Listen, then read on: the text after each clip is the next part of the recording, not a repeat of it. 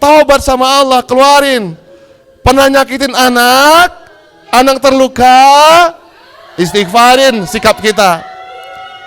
Pernah nyakitin suami, pernah nyakitin istri, pernah nyakitin kedua orang tua, istighfarin. Ada bagian tubuhmu yang menderita saat engkau sedih. Ada bagian tubuhmu menderita ketika engkau marah. Ada bagian tubuhmu yang tersiksa ketika engkau sedang kecewa. Maka istighfarkan, bantu minta ampun bagi tubuh yang merasa sakit. Biarlah racun-racun yang selama ini menghalangi cintamu kepada Allah, yang menghalangi kebahagiaan itu pergi. Ayo istighfar. Muntahkan Bapak Ibu. Ketika hati merindu, ketika hati merindu. Kita akan belajar selama 1 hari ini bagaimana melakukan self healing secara Islam sesuai syariah, yang insya Allah kalau kita praktekin pahala buat kita.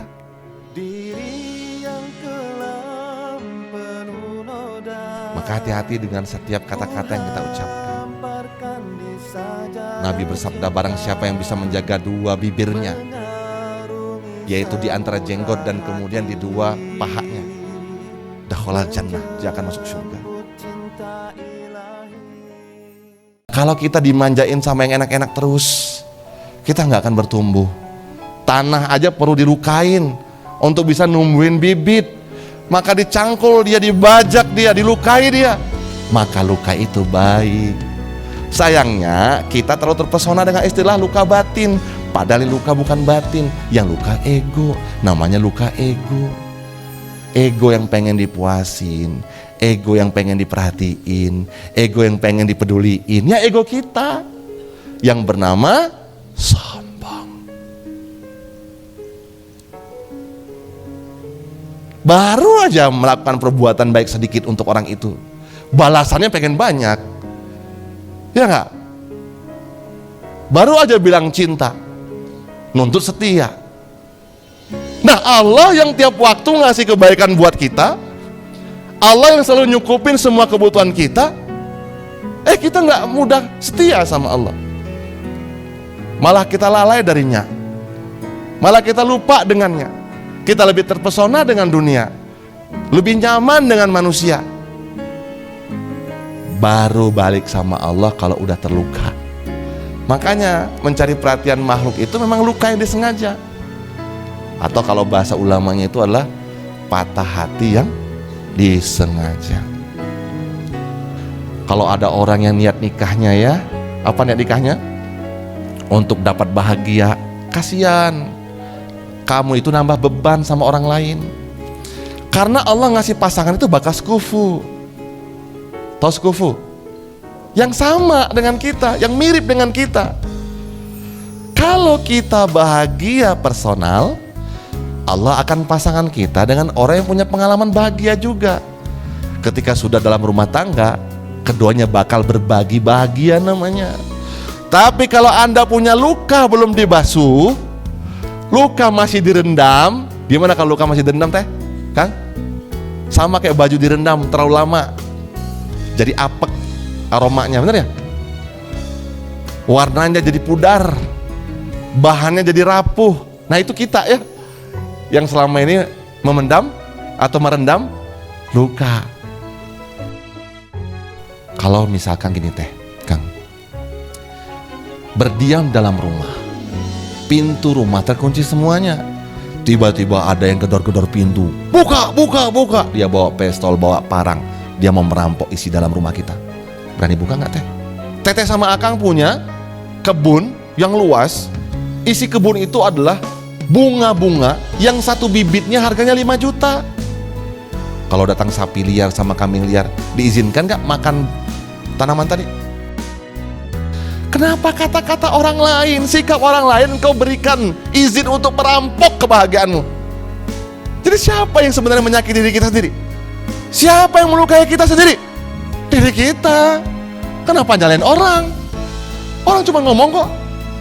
Jangan izinkan masuk dan kau maknai. Sikapmu mau gimana, asalkan tidak memukul bagian tubuhmu, tidak akan pernah melukai batinmu.